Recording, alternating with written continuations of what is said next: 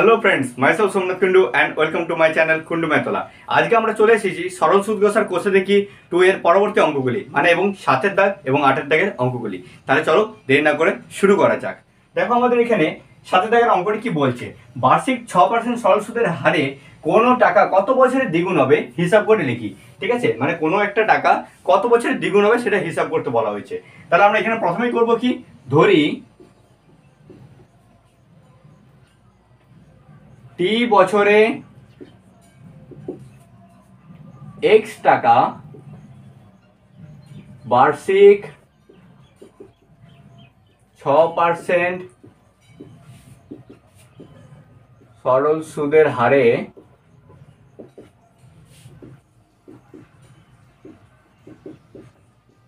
দ্বিগুণ হবে। ঠিক আছে, আমরা এখানে আমাদের সময় এবং আমাদের মূলধনটা আমরা ধরে নিলাম। তাহলে আমরা এবার এখানে আমাদের কি করব, আমাদের সূত্রে ফেলবো কিসের, আমাদের সরল সুদ ঘষা, যেটা আমাদের সুদ বের করার সূত্র আই সমান পি গুণিত আর গুণিত টি বাই 100। এই সূত্রে আমরা বস করালাম। ঠিক আছে, মানগুলো আমরা বসিয়ে দেবো। পি এর মান কত আমাদের এক্স, আর এর মান কত আমাদের বলা আছে 6, এবং টি এর মান আমরা কত লিখেছি স্মল টি বাই 100, এইটা।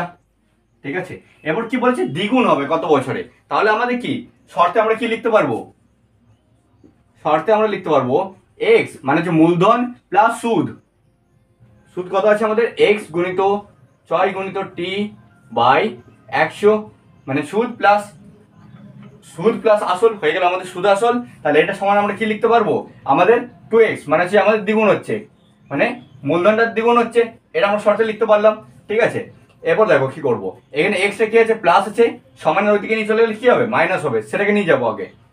এক্স গুণিত 6 গুণিত টি বাই 100 যেটা আছে লিখলাম সমান 2x মাইনাস এক্স। তাহলে কি হচ্ছে দেখো, বা এক্স গুণিত 6 গুণিত টি বাই 100 সমান এখানে কত হচ্ছে 2x থেকে একটা x বিয়োগ করলে x পড়ে থাকছে। এবার x আছে মানে কি x এর নিচে 1 আছে, তো তাই তো, তাহলে উপরে এখানে x এখানে x কাটাকুটি হয়ে গেল। এরপর এখানে কত পড়ে আছে দেখো, বা 6t বাই 100 সমান হচ্ছে যেখানে 1 পড়ে আছে। এবার কি হবে, আমরা 100টা ওইদিকে নিয়ে যাবো, কোনাকুনি কোন 1 বাই 1 আছে এখানে নিশ্চয়ই, বা t সমান কি হবে এখানে ধরো 6t আগে করে দিচ্ছি তোমাদের, তাহলে 100টা এদিকে চলে গেল। এরপর কি টি এর সঙ্গে 6টি কি আছে গুণ আছে, সমান ওইদিকে নিয়ে গেলে ভাগ হবে, বা t সমান 100 বাই 6। তোমাদের যদি পূর্ণ ভাঙি তাহলে আমাদের আসছে এটা 16 পূর্ণ 2/3। ঠিক আছে, এটা আমাদের বেরোলো অ্যান্সার। তাহলে এরপর আমাদের এখানে যখন লিখবো আমাদের কত বছরের দ্বিগুণ হবে, আমাদের 16 পূর্ণ 2/3 বছর। এটাকে আমরা ভেঙে নিচ্ছি দেখো, তাহলে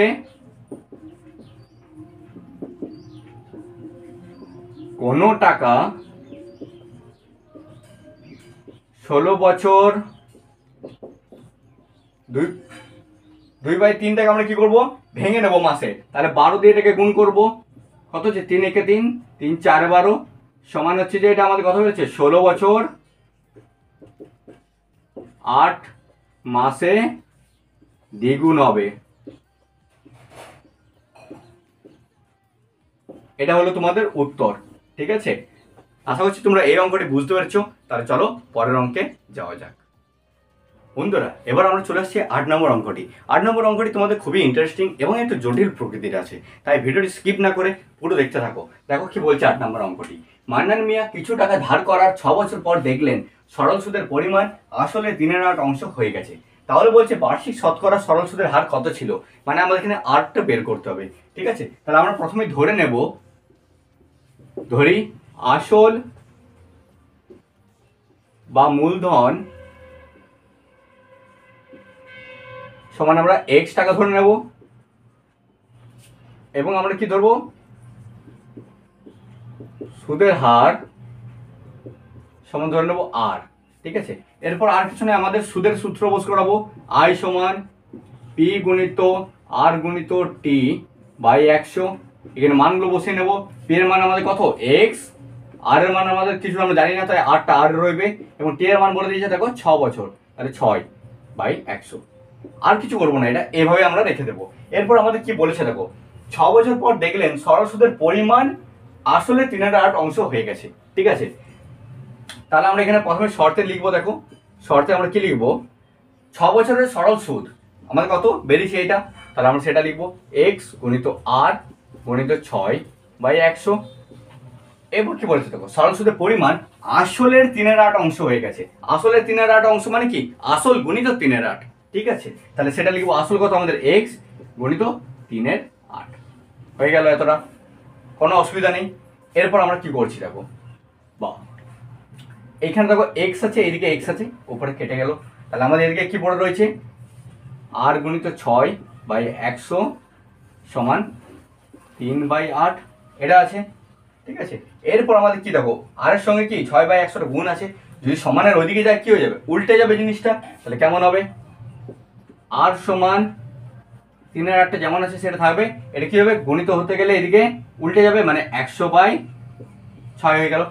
এরপর কি আমরা কাটাকুটি করে নেব, 3 একে 3, 3 দুগুণে 6, 4 দুগুণে 8, 4 25/100। তাহলে এটা কত বেরোলো আমাদের, 25/4%। তাহলে আমাদের আর এর ভ্যালু বেড়ে গেল 25/4%। ঠিক আছে, তোমরা এটাকে আবার ভেঙে নিতে পারো, 6.1/4%। তাহলে বন্ধুরা আশা করছি আজকের অঙ্কগুলি বুঝতে পারলে।